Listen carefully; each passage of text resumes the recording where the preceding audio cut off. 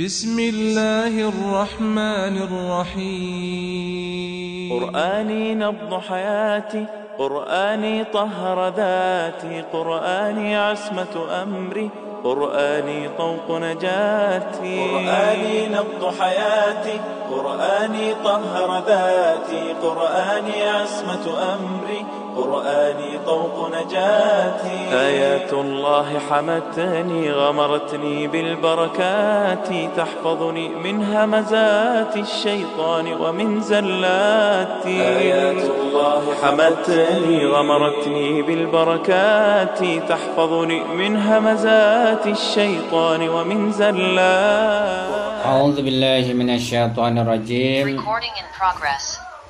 Bismillahirrahmanirrahim. Alhamdulillahirabbil alamin. Wa bihi nasta'in wa la haula wa la quwwata illa billahil aliyyil azim. Wassalatu wassalamu ala asyrafil anbiya'i wal mursalin. Habibi qulubina wa habibi ilahil alamin. Abul Qasim Muhammad sallallahu alaihi wa alihi tayyibin at-tahirin wa ashabil mayamin al-muntajabin.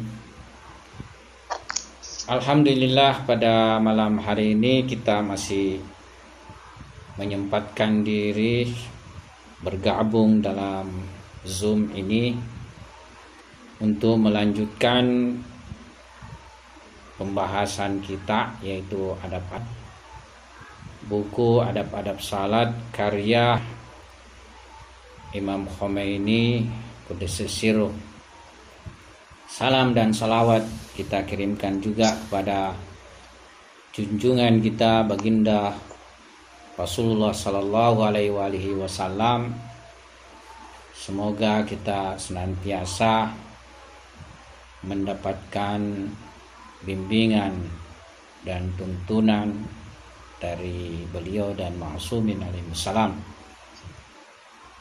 Sebelum kita memulai ngaji kita, terlebih dahulu kita kirimkan surah Al-Fatihah kepada arwah suci Imam Khomeini rahmatullah alaih. Al-Fatihah. A'udzubillahi minasyaitonirrajim. Bismillahirrahmanirrahim. Alhamdulillahirabbil alamin. Ar-Rahmanir-Rahim, Maliki yaumiddin, Iyyaka na'budu wa iyyaka nasta'in, Ihdinas siratal mustaqim, siratal ladzina an'amta 'alaihim, ghairil maghdubi 'alaihim waladdallin. Pada malam ini kita akan membahas pasal 5 tentang penjelasan menjaga ibadah dari campur tangan serta pengaruh syaitan.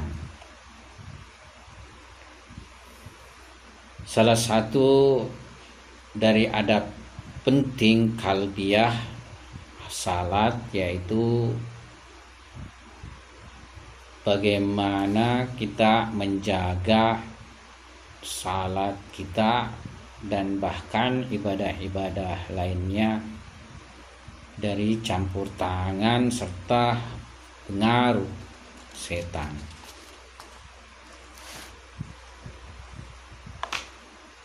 Dan boleh jadi firman ilahi terkait hal ini, di mana Tuhan memerintahkan kepada kita untuk menjaga kita punya salat, yaitu firman Tuhan di dalam surah Al-Mu'minun dan juga dalam surah, kalau di dalam surah Al-Ma'arij ayat 34 dan surah Al-Mu'minun ayat 9, yaitu firman Tuhan, A'udzubillahi minasyaitonirrajim, alladzina hum ala salawatihim yuhafizun. Orang-orang mereka menjaga atas salat-salat mereka. Kalau tidak salah di dalam surah Al-Mu'minun itu pertama menyebut tentang orang mukmin yang mencapai muflihun, sebagai orang muflihun, sebagai orang yang beruntung, sebagai orang yang berbahagia. Di antara sifat-sifatnya yaitu mereka menjaga atas salat-salatnya. Ayat ini bisa saja mengisyaratkan terhadap semua tingkatan-tingkatan penjagaan, yang mana salah satu dari tingkatan-tingkatan atau tahapan-tahapan tersebut bahkan paling pentingnya tahapan atau tingkatan yakni penjagaan salat, penjagaan ibadah, penjagaan zikir dari pengaruh serta campur tangan setan. Adapun penjelasannya bahwasanya para pembesar ma'rifat, para sahib ma'rifat dengan jelas menjelaskan bahwasanya kalbu kita ini seperti badan-badan kita ini, dia membutuhkan santapan, membutuhkan makanan. Jadi kita punya tubuh sudah jelas membutuhkan makanan, membutuhkan santapan, dan mestilah makanan itu sesuai dengan kondisi, sesuai dengan tahapan-tahapan diri kita, ya. Makanan bayi itu sesuai dengan kondisi bayi, makanan pertumbuhan sesuai dengan tahapan pertumbuhan, sehingga secara tertib jasmani bisa mendapatkan pertumbuhan yang baik. Demikian pula kalbu dan ruh membutuhkan makanan, membutuhkan santapan yang sesuai dengan kondisi dan keadaan, sehingga ruh bisa tertarbiyah lewat santapan yang diperolehnya, lewat makanan ma'nawiyah yang bisa mengantarnya pada kenaikan batini. Dan santapan yang sesuai dengan dimensi ruh serta kalbu adalah ma'rifat ilahiyah. Saya teringat satu ayat berbunyi fanzur ila ta'ami, kalau tidak salah, maka lihatlah kepada makanannya. Dalam penjelasan makanan di sini bukan hanya makanan fisik, tapi makanan rohani, makanan maknawi. Jadi kita bisa melihat seseorang itu dimensi apa dia tumbuh dan berkembang, ya dari makanan dan santapan rohaninya, ya. Kalau misalnya bacaannya, buku apa dia baca, kalau tontonannya, tontonan apa ia tonton, kalau mendengarkan materi ceramah apa yang ia dengarkan, dan lain sebagainya. Ya, ini kita bisa melihat seseorang itu dia mengakses apa, ya, sehingga itulah yang membuat pertumbuhan maknawiyahnya. Ini memang kayak jaringan agak sedikit tidak terlalu bagus, ya. Bahkan di sini wifi terputus, jadi saya ini gunakan juga kuota. Semoga cukup kuota kita. Saya hanya kuota yang sedikit saya beli, ya semoga cukup sampai selesai kita punya kajian. Jadi kita bisa melihat kecenderungan seseorang itu dari ia punya akses, apa yang ia akses, ya, bacaan, tontonan, apa yang ia dengar, ya, dan lain sebagainya. Ya, bahkan bagaimana seputar kehidupannya, pergaulannya, ya itu kita bisa lihat. Jadi sangatlah berpengaruh, ya, santapan rohani dan ma'nawi ini terhadap ruh dan kalbu. Nah, tentu santapan dan makanan bagi rohani supaya ia bisa membawa peningkatan, kesempurnaan, kenaikan derajat, yaitu ma'rifat ilahiyah, berhubungan dengan mabda yaitu penciptaan, tauhid, dan berhubungan dengan puncak akhir dari sistem eksistensi. Berhubungan itu sangat penting. Ma'ad itu bisa mentarbiyah manusia untuk memperbaiki dia punya akhlak. Karena dengan konsep ma'ad kita memahami bahwa semua perbuatan kita itu tidak dilakukan tanpa konsekuensi, tanpa pertanggungjawaban, atau hilang begitu saja, lenyap begitu saja. Tapi semua terekam, semua tercatat di dalam catatan nafs kita. Dan suatu waktu kita akan dipaparkan itu semua, baik yang kecil maupun yang besar. Ya. Sebagaimana di dalam definisi para tokoh filsafat, bahwasanya filsafat itu, hikmah itu yaitu bagaimana menjadikan manusia sebagai alam akal yang bersesuaian dengan alam eksternal di dalam gambarannya serta kesempurnaannya. Jadi apa yang ada di dalam benak kita ini dan apa yang ada di dalam batin kita ini, ya sesuai dengan hakikat yang di luar, yang eksternalnya mempunyai istilahnya kebenaran, hak, ya.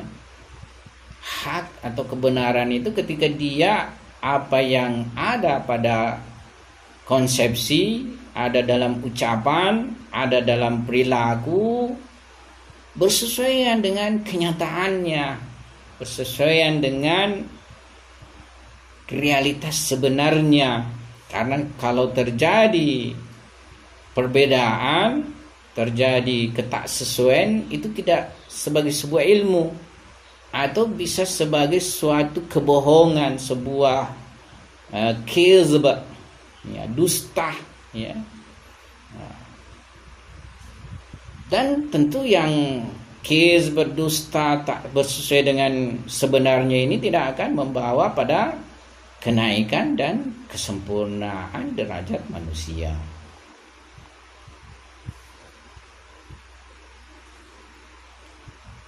Ya, jadi menurut beliau itu mengisyaratkan tentang bagaimana mesti santapan maknawi, mesti makanan ruhani, ya sesuai dengan makanan kalbu, di mana tiada lain adalah keutamaan nafsiyah, yakni akhlak mulia serta manasik ilahiyah, ibadah ilahiyah. Jadi ini semua yang bisa membentuk diri manusia untuk naik derajatnya, untuk menyempurna, yakni manasik ilahiyah, yaitu ibadah-ibadah ilahiyah, serta akhlakul karimah, akhlak mulia. Ya. Akhlak, jika kita jujur, ini membawa kesempurnaan. Tapi kalau kita tidak jujur, pendusta, pembohong, ini mendegradasikan insaniah kita. Ya, kalau kita bakhil, demikian pula. Tapi kalau kita dermawan, akan membawa kenaikan derajat. Jadi saya sering juga mengungkapkan, kita itu jangan berpikir yang akan membawa kenaikan derajat kita itu semata-mata misalnya ibadah, baca Al-Quran, zikir, salat, wirid. Nah, ini benar, dia akan membawa kenaikan derajat kita. Tapi ada dimensi yang berhubungan dengan perilaku, akhlak nafsiyah kita, hubungan kita. Dan saya lihat pembesar ma'rifat itu banyak memberi penekanan terkait masalah ini. Jadi tidak bisa seseorang itu naik derajatnya kalau dia buruk akhlaknya. Buruk akhlaknya di keluarga. Ya, jadi keluarga dulu dimulai. Buruk akhlaknya kepada istrinya, buruk akhlaknya kepada anaknya. Tentu kalau perempuan buruk akhlaknya kepada suaminya, buruk akhlaknya kepada anak-anaknya, atau kepada orang tua, atau kepada mertua, dan lain sebagainya. Jadi dimulai dari keluarga ini. Ya. Jadi dimensi ini pun mempunyai akses yang besar untuk membantu seseorang mendapatkan ketinggian derajat.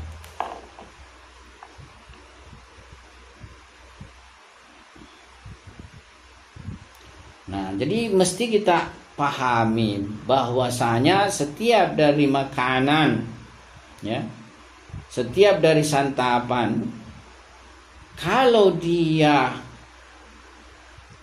bebas, terlepas dari pengaruh serta campur tangan setan, dan justru dia tersiapkan dengan tangan wilayah Rasulullah Hatmi serta waliullah azam salawatullah alaihima wa alihima.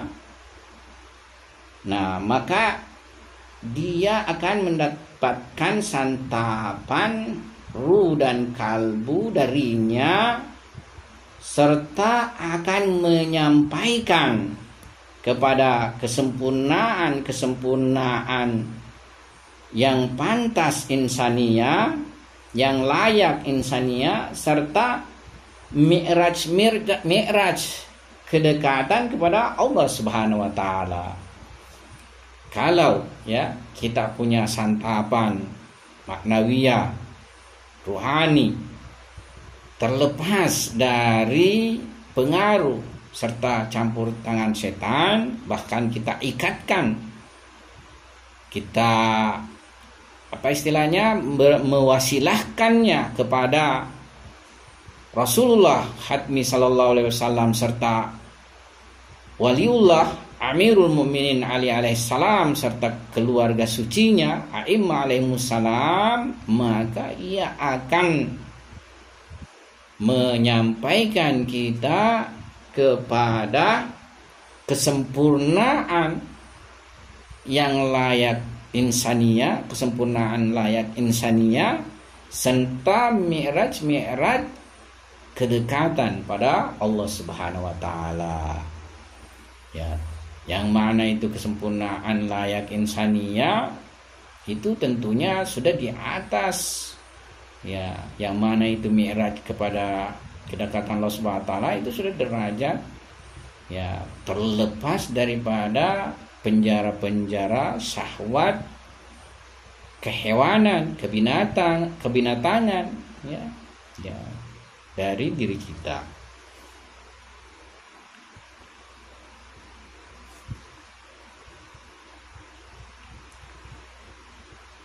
Dan membebaskan dari campur tangan setan itu merupakan mukaddimah ikhlas, ya, yang mana kalau kita tidak melakukan ini, maka tidak akan pernah kita sampai pada hakikat, ya. Tapi hakikat itu, yakni malakutnya ibadah itu bisa kita peroleh, atau salik bisa peroleh kalau dia melepaskan semua ibadahnya, semua perilakunya, terutama salatnya, dari egoisme serta penyembahan hawa nafsu. Karena egoisme dan penyembahan hawa nafsu sebagaimana sudah kita isyaratkan itu merupakan sumber seluruh kerusakan dan induk semua penyakit batin. Jadi egoisme dan penyembahan hawa nafsu, penyembahan diri, itu merupakan induk seluruh kerusakan, merupakan sumber seluruh kerusakan dan induk penyakit batin.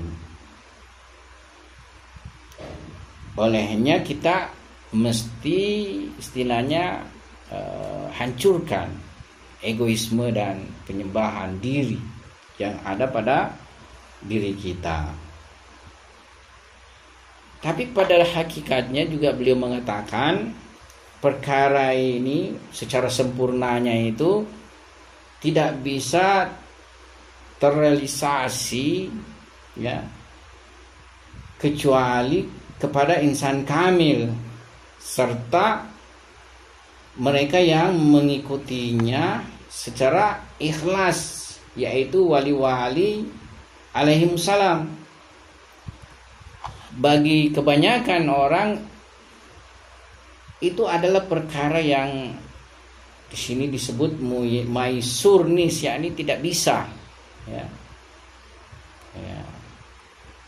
Tetapi salik tidak boleh juga putus asa dari lut batin hak subhanahu wa ta'ala. Karena keputusasaan itu sendiri dari Allah subhanahu wa ta'ala, ya, itu juga merupakan apa istilahnya, keputusasaan dari Allah subhanahu wa ta'ala itu sendiri merupakan penghalang utama, pencegah utama, bahkan dosa berat, ya, penghalang utama daripada perjalanan untuk mendapatkan kesempurnaan, ya. Dan dia juga akan membuat kemalasan, kelemahan, ya. Dia akan memunculkan kelemasan, kemalasan di dalam berbuat, di dalam beribadah, ya. Karenanya dia merupakan a'zamu kabair, yakni paling besarnya dosa besar.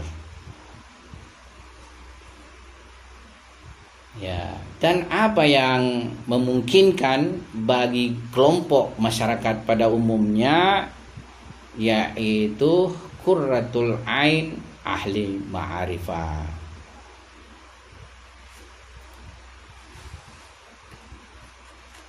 Pada dasarnya saya pikir, ya, semua manusia mempunyai potensi yang sama di dalam mencapai kesempurnaan.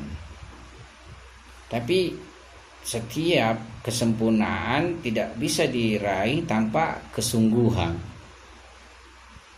kesungguhan ini sendiri bisa diawali adanya lingkungan yang baik dalam kehidupan. Ya, suatu lingkungan yang tidak mendukung untuk munculnya kesungguhan, untuk munculnya perhatian terhadap ibadah, perhatian terhadap agama, ini menghambat tentunya setiap orang di dalam kesempurnaannya. Nah, kita semua tahu bahwa ada aspek tertentu, ya, ada aspek tertentu di dalam kehidupan kita ini yang bukan ikhtiar kita, ya. Kalau ikhtiar kita kan pengennya kita ini jadi anak Nabi semua, ya, anak keturunan Nabi. Kalau ikhtiar kita, siapa tidak ingin misalnya jadi anaknya imam, putranya manusia suci. Semua menginginkan. Kalau menginginkan yang baik kan, ya. Tapi itu kan bukan ikhtiar kita. Kita lahir ya dalam kondisi-kondisi tertentu, dalam keluarga-keluarga tertentu. Jadi itu bukan ikhtiar kita. Tapi kalau berbicara pada tingkat yang lebih di atas lagi, ya, sebenarnya semua itu adalah ikhtiar. Semua itu adalah ikhtiar. Ada pembahasan kita di dalam permasalahan Jabar dan Tafwid tentang sirrul qadar. Bahkan ada disebut sirrul qadar. Ya. Jadi semuanya dengan ikhtiar sebenarnya. Jadi saya lahir misalnya sama orang tua ini pada tanggal, tahun, tempat ini, itu semua pilihanku, ya. Pada pembahasan tertentu. Nah, kita lepaskan pembahasan ini kembali. Jadi pada hakikatnya bagi seorang salik jalan akhirat adalah suatu hal yang lazim, adalah suatu hal yang pasti, bahwasanya dia mesti mempunyai kesungguhan, mempunyai keseriusan untuk melepaskan ma'rifat-ma'rifat dan manasik-manasiknya dari pengaruh serta campur tangan syaitan serta nafs amarah. Jadi ada nafs amarah, ada setan, ya. Jadi kalaupun tidak ada setan, ada nafs amarah. Setan itu sebenarnya dia hanya meniup-niupkan, membisik-bisikkan, menggoda-goda si Adam. Tapi yang muncul awal itu memang yang dari dirinya. Kan pada dirinya memang sudah ada dua potensi. Potensi fujur dan potensi takwa. Malaikat mendorong potensi takwa untuk tumbuh. Tapi setan mencegah potensi takwa dan mendorong supaya potensi fujurnya yang teraktual. Ya. Jadi perannya setan itu seperti itu. Manusianya sendiri memang sudah punya potensi yang melakukannya. Lakukan apakah ketakwaan atau fujur. Makanya ketika saya mengungkap seperti ini di hadapan suatu majelis lah, apakah kira-kira kalau tidak ada setan manusia tidak melakukan dosa? Ya. Apakah kalau tidak ada setan manusia tidak melakukan dosa? Tetap melakukan dosa, tapi boleh jadi berkurang. Ya, tapi tetap melakukan dosa. Sebelum setan dilaknat Tuhan, sebelum setan juga berkomitmen untuk menggoda anak manusia, malaikat sudah tahu karakter manusia. Ya. Malaikat berkata kan, ketika Tuhan mengatakan inni ja'ilun fil ardi khalifah, qalu ataj'alu fiha ma yufsidu fiha wa yasfiku dima wa nahnu nusabbihu bihamdika wa nuqaddisu lak. Ketika Tuhan menyatakan ingin menjadikan khalifah manusia, malaikat menyampaikan karena dia mengetahui sebahagian daripada ciri-ciri manusia. Apakah engkau mau menjadikan khalifah mereka yang melakukan kerusakan, mereka yang saling menumpahkan darah, sementara kami ini senantiasa bertasbih menyucikanmu, kan begitu. Ini sebelum terjadi perintah Tuhan. Wa idz qala rabbuka lil malaikati wa idz qala saya lupa lagi. Wa idz qala rabbuka lil malaikati isjudu li adama fasajadu illa iblis aba wastakbara wa kana minal kafirin, kan? Sebelum Tuhan menyampaikan perintahnya untuk semua malaikat sujud, ya, dan iblis tidak sujud karena dia sombong.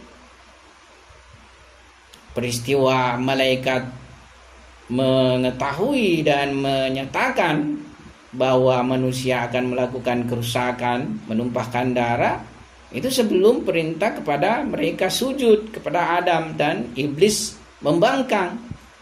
Ya. Dan tambahan pertanyaan lagi, siapa yang membuat iblis membangkang? Kenapa dia membangkang? Kan tidak ada iblis menggoda iblis. Jadi di dalam diri iblis sendiri, di dalam dirinya ada juga potensi memang fujur dan takwa. Ya, jadi setiap makhluk yang mempunyai akal dan dimensi nafs, kan malaikat itu tidak punya nafs. Ya, dia istilahnya alam ukul, tidak punya nafs. Berarti setan itu punya nafs. Yang mempunyai nafs ini dan mempunyai akal ini yang istilahnya mempunyai potensi untuk naik dan turun, takwa dan dosa. Ya, ala kulli hal. Ya. Sekarang kita kembali pada kajian. Jadi setiap salik di jalan akhirat mestilah dia sungguh-sungguh melepaskan dirinya, melepaskan ma'rifat-ma'rifat serta ibadah-ibadahnya serta manasik-manasiknya dari campur tangan serta pengaruh syaitan dan nafs amarahnya. Inna nafs la'amarah bisu illa rahimah rabbi. Ya. Sebab nafs amarah ini nafs yang memerintahkan manusia untuk selalu berbuat dosa, selalu menentang dan tidak menaati perintah ilahi. Dengan sungguh-sungguh, dengan serius, ya, ia mengontrol gerak, diam, ya, serta apa yang menjadi tujuannya, sehingga ia bisa sampai kepada hasil, ya. Dia bisa sampai kepada hasil dan landasan gerak batinnya dan santapan ruhinya, ya.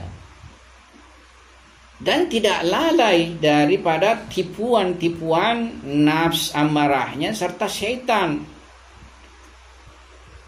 Dengan itu dia tidak terjatuh pada perangkap nafs amarah serta perangkap iblis. ia mesti pada semua gerak dan perbuatannya berprasangka buruk. Jadi kita itu tidak boleh berprasangka buruk kepada orang lain. Kita tidak boleh berprasangka buruk kepada Tuhan. Kita tidak boleh berprasangka buruk kepada ma'sumin alaihissalam. Tapi terhadap diri kita harus berprasangka buruk. Kita senantiasa harus curiga diri kita ini. Jangan sampai kita ini menipu diri kita sendiri. Tampil baik, tapi kita tipu diri kita. Ya. Tampil dengan ibadah, tampil dengan akhlak, tampil dengan berbagai sifat-sifat utama, tapi menipu diri. Betapa banyak manusia menipu dirinya dengan riya pada dirinya, menipu dirinya dengan ujub pada dirinya. Dan riya serta ujub ini merusak semuanya, ibadahnya, merusak semua amaliyahnya. Jadi jangan sampai ya kita ini mengira diri kita atau ridho dengan diri kita. Ya. Sebab boleh jadi dengan hanya sedikit toleran terhadap diri kita, jadi kita mentoleran diri kita, kita akan terkalahkan. Maksudnya toleran dengan apa yang dilakukan diri kita. Ya. Ridho dengan apa yang dilakukan diri kita.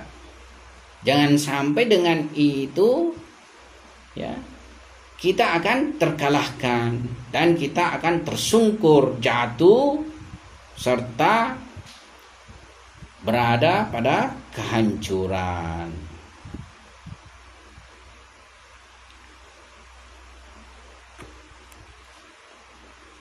Oleh karena itu, apabila santapan dan makanan rohani tidak lepas, tidak bebas, tidak murni dari campur tangan dan pengaruh syaitan, dan menyiapkan tangan syaitan dalam penyediaan mereka,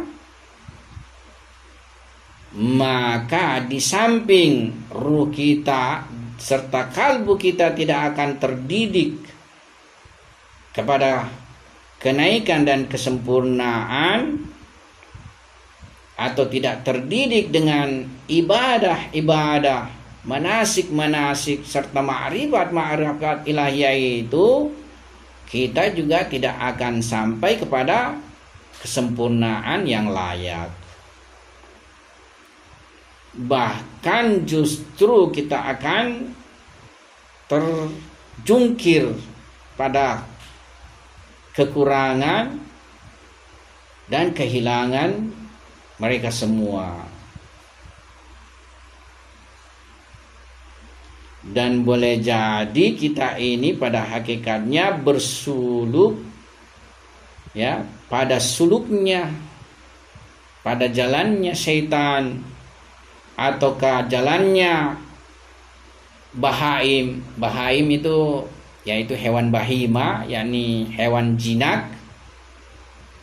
Suluknya hewan-hewan bahaim seperti sapi, kambing, kuda, atau pada suluknya hewan siba. Ya, siba yakni hewan-hewan ganas seperti singa, macan, ular. Ya, yang merupakan pangkal ya kejatuhan diri kita, dan kita tidak akan pernah mendapatkan atau meraih kesempurnaan. Apa yang menjadi pangkal atau modal kesempurnaan insania dan sampainya kepada derajat-derajat tinggi ya adalah bagaimana kita membebaskan semua ma'rifat ilahiyah kita semua manasik kita, ibadah kita dari pengaruh serta campur tangan setan. Dan setan itu ya istilahnya dia sangatlah sabar menyertai manusia di dalam perbuatannya. Saya ingat ada ungkapannya juga Imam Khomeini rahmatullah alaih seperti ini. Jadi boleh jadi itu setan menyertai kita di dalam perbuatan-perbuatan kebajikan.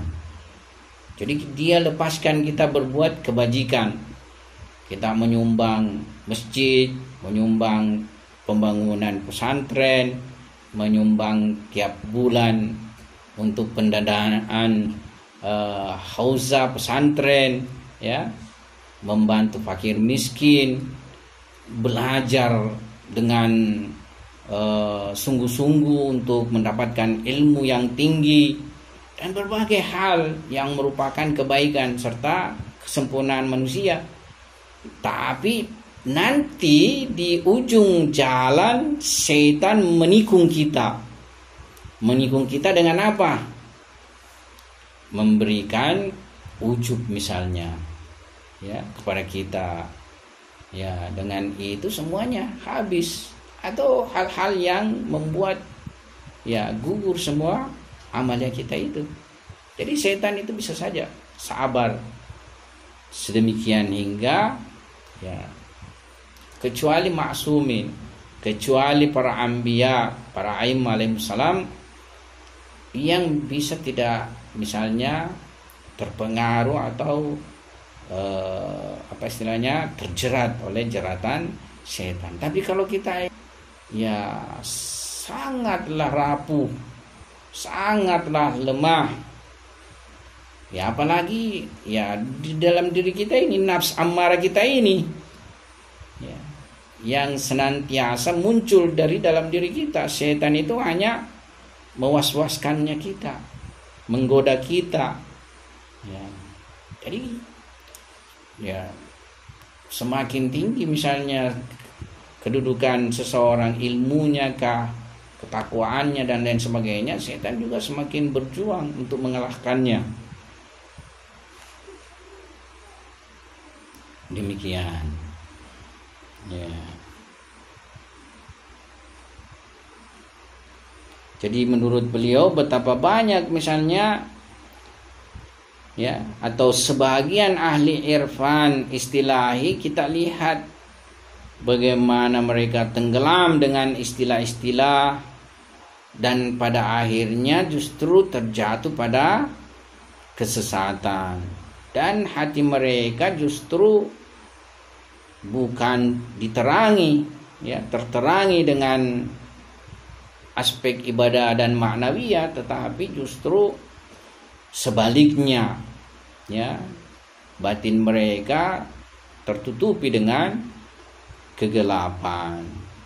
Jadi mumarasahnya, merasa itu latihannya ya, latihannya mumarasahnya, latihannya atau apa istilahnya, ibadah-ibadahnya, manasik-manasiknya, ma'rifat-ma'rifatnya ya. Jadi mumarasahnya di dalam ma'rifat, kesungguhan serta latihannya di dalam ma'rifat itu justru membuat kuat ananiyah dan inniyahnya. Jadi bukan menghancurkan ananiyah dan inniyahnya, justru menguatkan ananiyah dan inniyahnya ya, sehingga mereka pun lantas mempunyai dakwah-dakwah, klaim-klaim yang tidak benar, klaim-klaim yang tidak layak, serta apa terjadi pada dirinya yang disebut satahiyat ya, kemeluapan ya, dan lain sebagainya. Jadi saya lihat ya, jadi berapa selang saya pernah sering menyaksikan YouTube yang menayangkan tokoh-tokoh sufi ya. Bukan cuma tokoh sufi yang benar perjalanannya, tapi juga yang salah perjalanannya. Jadi saya lihat itu beberapa di antara mereka misalnya punya guru, ya, tetapi setelah mendapatkan kesempurnaan pembelajaran dari guru, kemudian dia muncul dengan sendiri, punya klaim sendiri, serta apa istilahnya, kadang menggunakan, boleh jadi mengira misalnya karamah atau ada kemampuan juga sihir di antara mereka untuk memperbanyak pengikut. Ya, terciptalah kemudian sebuah firqah dari sufi seperti itu. Sekarang ini banyak misalnya dibuat sufi postmodernisme yang mencampur baurkan itu berbagai apa istilahnya maknawiyah dari berbagai agama, ya, seperti itu saya lihat, ya. Nah, sebelum kita selesai pembahasan kita, ya, kesimpulannya kalau saya lihat, ya, kita ngaji adab salat ini, bahwasanya pembesar hikmah dan pembesar ma'rifat kita itu menjadikan salat sebagai sentral pembentukan maknawiyah kita. Jadi dia menjadikan salat sebagai sentral pembentukan ma'rifat, maknawiyah, serta dimensi batin kita. Karena itu kita kembali lagi, ya, kembali lagi kepada apa yang selama ini kita sebenarnya jauhi dan tinggalkan. Salat selama ini kan kita seolah-olah cuma sebagai sesuatu yang dilaksanakan karena wajib dan meninggalkannya ancamannya sangat besar, jadi kita lakukan. Kita tidak pernah menjadikan salat sebagai pusat pembentukan berbagai dimensi dari diri kita. Nah, saya lihat seperti baik Ayatollah Qadi Tabatabai rahmatullah alaih, Allamah Tabatabai rahmatullah alaih, Ayatollah Bahjat, ya, Qudus Sirruh, Imam Khomeini Qudus Sirruh rahmatullah alaih. Semua mereka ini mendorong kita kepada salat, memusatkan kita punya pengalaman ma'nawiyah pada salat. Jadi berangkat dari salat kemudian membentuk yang lainnya, ya, seperti zikirnya kita, bacaan Qur'annya kita, amal-amal saleh kita yang lain, ya, itu terbentuk oleh salat. Karena memang kalau kita mau lihat penjelasan Qur'ani dan riwayat terkait juga dengan salat, dia berdimensi ke atas dan ke horizon, vertikal dengan horizon, ya. Seperti misalnya ayat, ya, Aqimil shalah li dzikri, ya, dirikan Tuhan, ya. Atau misalnya riwayat as-salatu mi'rajul mu'min dan lain sebagainya tentang kesempurnaan vertikal. Tapi dalam permasalahan horizontal, ya, misalnya salat mencegah perbuatan keji dan mungkar yang berhubungan dengan keji dan mungkar. Atau misalnya ada ayat yang pernah juga saya bacakan, ya, apa yang menyebabkanmu masuk neraka, itu digandengkan antara dia meninggalkan salat dan tidak memberi makan kepada fakir miskin, anak yatim atau fakir miskin. Seperti itu. Jadi salat ini punya dimensi membentuk manusia yang berhubungan vertikal maupun berhubungan horizontal. Saya pikir inilah kita punya pembahasan pasal 5. Silakan baca teks selanjutnya. Tapi intinya kita harus perhatian bahwa dalam berbagai ibadah kita, terutama salat, tentu pada ibadah yang lain, zikir, bacaan Quran, wirid, Dan amal muamalah, perbuatan kita dengan orang lain harus kita perhatian betul, jangan sampai ya setan ikut berpengaruh dan campur tangan kepadanya. Jadi harus perhatian benar, harus istilahnya waspada betul-betul dalam ibadah. Jangan sampai pada awalnya ria, pertengahannya adalah ujub, dan akhirnya adalah sesuatu yang membuat gugur ibadah. Saya kira sekian. Wabillahi taufiq wal hidayah. Assalamualaikum warahmatullahi wabarakatuh. قرآني طهر ذاتي قرآني عصمة أمري قرآني طوق